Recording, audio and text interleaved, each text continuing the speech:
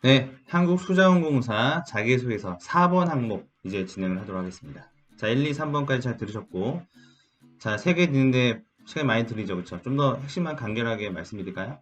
네, 알겠어요. 네, 최대한 여러분들 시간을 많이 뺏지 않도록 하면서도 중요한 내용을 말씀드리도록 하겠습니다. 자, 일단은 4번 항목은 어떠한 일을 진행할 때 원칙 준수와 일의 효율성 사이에서 갈등했던 경험을 작성해 달라고 얘기합니다. 자, 갈등 해결을 위해서 구체적으로 어떻게 노력했는지를 써달라고 하는 내용이에요. 자, 결론은 나 있습니다. 결론은 원칙 준수가 중요한 건데 이 원칙 준수가 왜 중요한지에 대해서 본인의 가치관의 중심으로 작성해 주면 되는 것이 이 직업윤리에 관련된 내용입니다. 자, 직업윤리의 핵심 키워드는 편법과 요령을 사용하지 않고 책임감과 정직함을 발휘하는 사례를 쓰시면 돼요. 내가 편하게 할 수 있고 요령을 사용해서 좀 더 효율적으로 보이는 것처럼 이 일을 선택할 수 있었겠지만 난 그렇게 하지 않고 정직하게 또는 책임감을 가지고 노력했던 경험의 소재를 선택하시면 되겠죠. 예를 들어서 난 코로나인데, 그렇죠? 코로나 식당 손님들이 와요. 그러면 약간의 어떤 좀 내가 편하려면 어때요? 그냥 뭐 QR 여기 체크해 주세요. 또는 전화해 주세요라고 하면서 그냥 했는지 아닌지 확인 안 하고 그냥 해주세요 말만 하면 되는 거죠, 그렇죠? 이거는 굉장히 효율적으로 일할 수 있어요. 왜냐면 말을 전달했으니까 나는 뭐 어느 정도 일을 했고 뭐 백신을 뭐 이거 접종을 했는지 안 했는지를 확인하지 않아도 되니까, 그렇죠? 그런데 원래 원칙은 전화했는지 이게 QR 코드 정확하게 이제 체크했는지 이런 것들을 확인하는 것까지가 역할이잖아요, 그렇죠? 그러니까 우리가 일을 좀 더 편하게 하는 것이 효율성이라고 오해할 수 있는데 그것은 약간의 편법이거나 요령일 수도 있다라고 합니다. 그렇게 하지 않았던 경험들을 소재로 선택하셔도 좋을 것 같습니다. 자, 원칙과 효율 중에서 무엇이 더 중요한가? 바로 원칙이죠. 왜냐하면 원칙이 가장 효율적인 것입니다. 예를 들어서 여러분들 이런 게 있어요. 원칙이 되게 뭔가 어떤 면에서는 비효율적일 수도 있죠. 그렇죠? 원칙이 비효율적일 수도 있습니다. 그런데 왜 원칙을 따르라고 하죠? 효율적으로 바꿔도 되는데 이게 되게 효율적인데, 그렇죠? 그런 이유는 뭐냐면은 효율적인 것은 물론 효율적으로 보일 수 있겠지만 리스크가 있을 수 있어요. 이것은 어떤 정해진 원칙이 아니기 때문에 효율적으로 보이지만 리스크가 발생할 수 있죠. 근데 원칙이라고 하는 것은 다양한 리스크까지도 고려해서 이 분야의 전문가들 이렇게 해야만 된다라고 하는 사회적 합의가 만들어진 내용이기 때문에 리스크가 적습니다. 그럼 뭐예요? 우리는 리스크가 적은 것이 더 좋은 거예요. 일을 했는데 막 뒤에 뭐 문제가 발생 이러면 큰 문제가 되는 것처럼 원칙을 따르는 것이 가장 효율적인 것입니다. 자, 그 다음에 불편을 감수하고도 또 그럼에도 불구하고 이런 식의 어떤 사고방식, 이런 식의 표현들을 작성하시면 되겠고 원칙을 준수하면서도 중요한 포인트.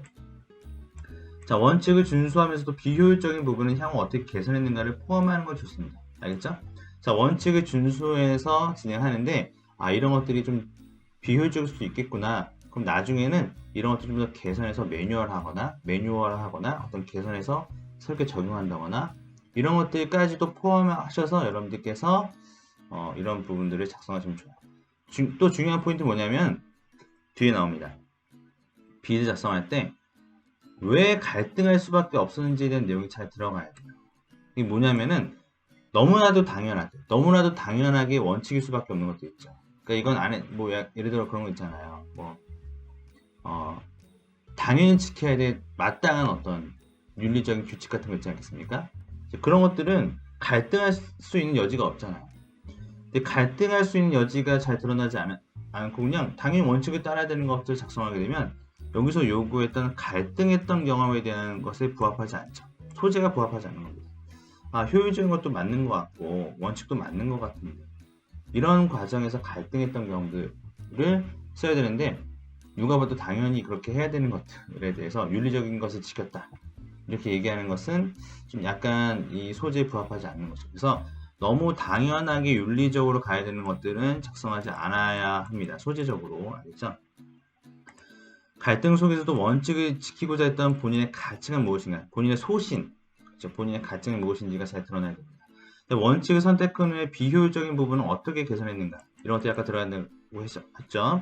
그 다음에 이런 것들을 지켜나감으로써 앞으로도 원칙을 지켜나가면서도 효율적으로 개선해 나갈 수 있는 인재로 성장해 나가겠습니다 라는 멘트 하나 해주시고 마무리하시면 되겠습니다.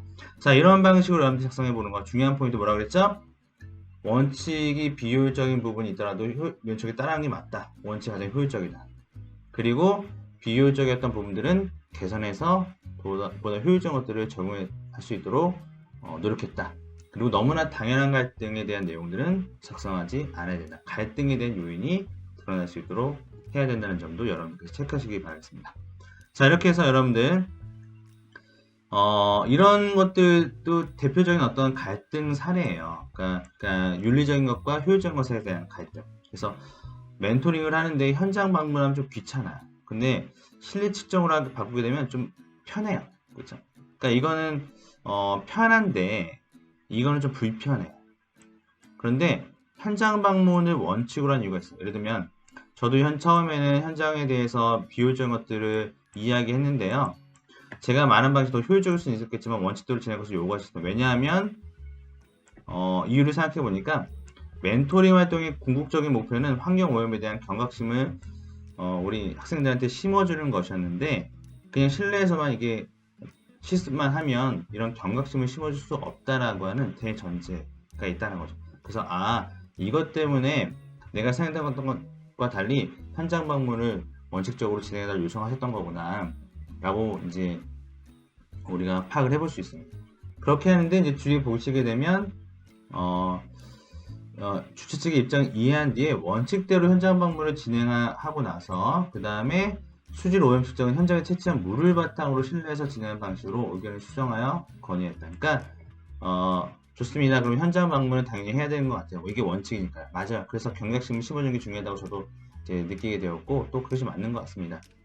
좀 더 근데 실내 측정 같은 것들도 좀 더 해보면 좋을 것 같아서 밖에서 꼭 하는 것이 아니라 물을 떠와서 실내에서 측정하는 방식으로 보다 효율적으로 운영해보는 방식은 어떨까라고 하는 것들을 제안하면서 개선하고 적용했던 사례에 대해서 여러분들이 보여주시면 될 것 같아요.